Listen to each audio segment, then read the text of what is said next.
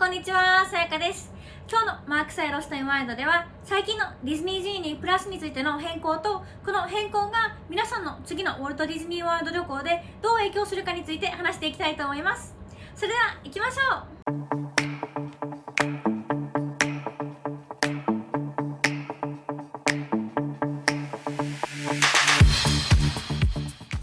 ディズニーワールドにディズニージーニープラスがデビューしてからもうしばらく経つので、このサービスについては知ってる方も多いと思いますが、ディズニージーニープラスはディズニーワールドで通常のスタンドバイラインをスキップできる有料のサービスです。しばらく前にパークにデビューしてからディズニージーニープラスは何回か変更されていて、最近また新たな変更がありました。このディズニージーニープラスの変更についてお知らせする前に少し別のお知らせがあるんですけど、このビデオのディスクリプションにディズニージーニーについてのビデオをまとめたプレイリストを載せておきました。ディズニージーニーについての入手や役に立つ情報は全てこのプレイリストで発見できるので、ディズニージーニーについてあまり馴染みがない方やもっと知りたい方はこのプレイリストにあるビデオをぜひチェックしてみてください。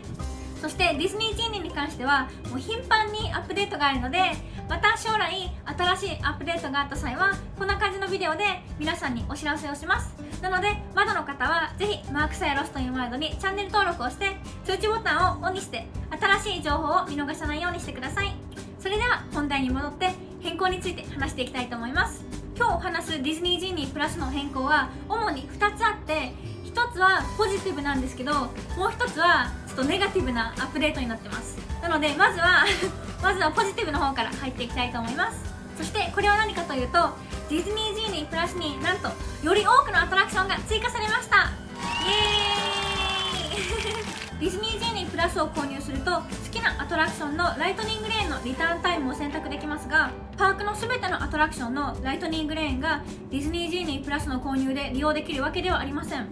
いくつかのディズニーワールドで一番人気のアトラクションのライトニングレーンを予約するには、インディビジュアルアトラクションセレクションまたは IAS と呼ばれる個別のライトニングレーンを購入しないといけません。スペースマウンテン、レミーズラティテューアドベンチャー、フローズンエバーアフター、エクスペディションエベレスト、そしてミッキー&ミニーズランナウェイレールウェイはこのアップデートの前は IAS のアトラクションで、これらそれぞれのアトラクションのスタンドバイラインをスキップするにはこれらそれぞれのライトニングレーンを購入しないといけませんでした。しかしアップデートのおかげでこれらのアトラクションのライトニングレーンはディズニージーニープラスの購入で利用できるようになりました。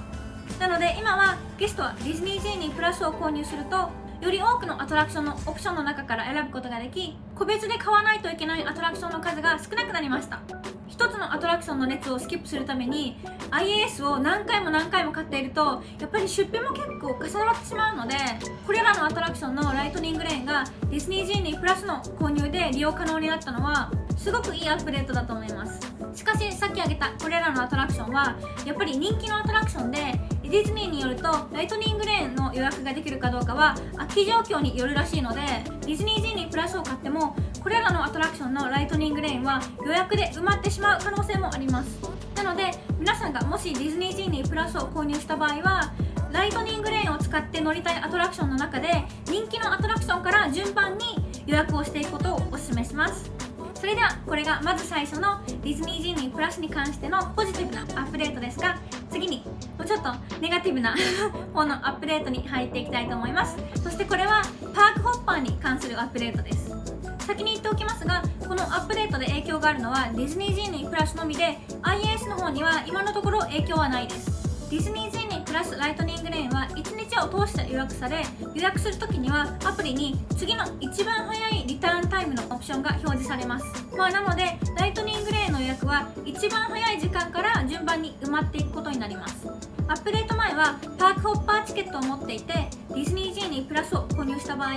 ジーニーは皆さんが2つ目のパークにパークホップするのを知っていて、そして一番早くパークホップできる時間は2時なので、ジーニープラスは自動的に皆さんに2時以降のライトニングレーンのリターンタイムのオプションを出していました。そしてゲストは最初にライトニングレーンを予約できる時間である7時以降ならいつでもパークホップするパーク、これは2つ目のパークですねのライトニングレーンを予約することができました。しかし今回のアップデートにより2つ目のパークでのライトニングレーンの予約は全てのゲストのリターンタイムが2時以降になるまでできなくなりました。これはどういうことかというと、パークホップする2つ目のパークにあるアトラクションのライトニングレーンを予約するにはそのアトラクションの次の一番早いリターンタイムが2時以降になるまで待たないといけないということです。そしてこれはパークホップするかどうかにかかわらず、ジーニープラスを購入した全てのゲストに当てはまります。これは結構ややこしいので、もう少し説明していきます。なのでここまででちょっと理解できてなくても心配しないでください。例えば皆さんがパークホッパーチケットを持っていて、ディズニージーニープラスを購入したとします。そして皆さんは最初にアニマルキングダムで過ごして、その後にハリウッドスタジオにパークホップして、ハリウッドスタジオでミッキー&ミニーズランナウェイレールウェイのライトニングレーンを予約したいと思っています。昔のルールでは2時がリターンタイムのミッキー&ミニーランナウェイレールウェイのライトニングレーンが7時以降ならいつでも予約することができました。しかし新しいルールでは、皆さんが2時にパークホップする時のためのミッキー&ミニーズランナウェイレールウェイのライトニングレーンの予約は、2時以前のミッキー&ミニーランナウェイレールウェイのライトニングレーンが全部埋まって、次の一番早いライトニングレーンの予約時間が2時以降になるまで待たないと予約できないということになります。またパークホッパーチケットを持っていなくても、先ほど言った通りライトニングレーンは早い時間から順番に埋まっていくようになっているので、例えば特定のアトラクションの12時のライトニングレーンが埋まらないと1時のライトニングレーンの予約はできないという風になっています。なので基本的にこの新しいルールが導入されたことによって、パークホッパーチケットを持っていても持っていなくてもみんな対等で、ライトニングレーンは早い時間から順番に取っていかないといけなくなったという感じになります。で、なんでこのアップデートがネガティブかといったら、皆さんも想像できるかもしれませんが、アトラクションのリターンタイムが自由に選択できなくなったんですね。それに加えてゲストはそのライトニングレーンを予約するために常にライトニングレーンの空き状況をリフレッシュしてチェックしないといけなくなりました。前までだったら120分ルールに沿ってライトニングレーンを予約していくうちに、例えば今日は5時のタワーオブテラーのライトニングレーンを予約したいなと言って予約することができました。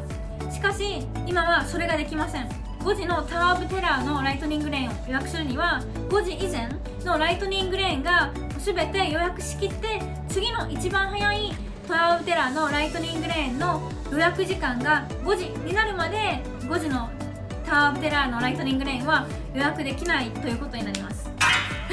少し自分で言ってたすごいややこしいんですけど、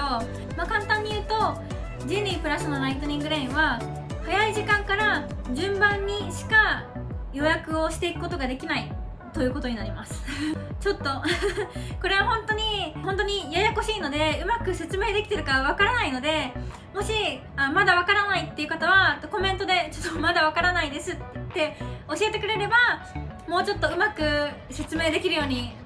コメントをするので、わからない場合はコメントをして教えてください。そしてですね、この早い時間から順番にしかライトニングレーンが予約できないというアップデートのせいで、前まではマイディズニーエクスピリエンスのライトニングレーンの空き状況をチェックできるところに、アトラクションの予約が可能な全部のリターンタイムの時間のオプションがいろいろ表示されてたんですね。このアップデートのせいで今は次の一番早い予約時間、一つの予約時間しか載せられていません。例えば前までだったらタワーオブテラーのライトニングレーンのリターンタイムは1時と2時と3時が空いてますっていろいろオプションがあったんですね。だけど今は1時が空いてますっていう次の一つのオプションしか表示されてないので、この一つのオプションを選ぶしかないんですね。なので言うと選択がないっていうのと、パークホップする人は1つ目のパークだけじゃなくて2つ目のパークホップするパークのライトニングレーンも常にそのライトニングレーンの予約状況もチェックしないといけないので、なんていうかすごい不便になりました。なのでこれはたくさんの人が結構言ってるんですけど、あんまりいいアップデートではないですこれは決まったことなので、どうすることもできないんですので、しょうがないんですけど、ジーニープラスに関しては特になんですけど、ルールについて知っておくことでもうちょっとうまくパークをナビゲートすることができるかなと思うのでもしわからないことがあったらぜひコメントで質問をしてください。それではこれで最近のジーニープラスに関してのアップデートのお知らせは以上になります。さっきも言いましたが、ジーニープラスはもう頻繁にアップデートを繰り返していってるので、多分この先もまたいくつかアップデートがあるんじゃないかなと思うので、その際はこんな感じのビデオでお知らせをしたいと思います。なのでまだマークサイロスとインワールドにチャンネル登録をしてない方は G2 プラスの最新ニュースを見逃さないように、ぜひマークサイロスとインワールドにチャンネル登録をよろしくお願いします。そしてこのビデオが少しでも役に立ったり、少しでもこのビデオを楽しんだら、ぜひいいねをして教えてくれるととっても嬉しいです。それでは最後まで見てくれて本当にありがとうございました。また次の動画でお会いしましょう。Make today magical! Bye!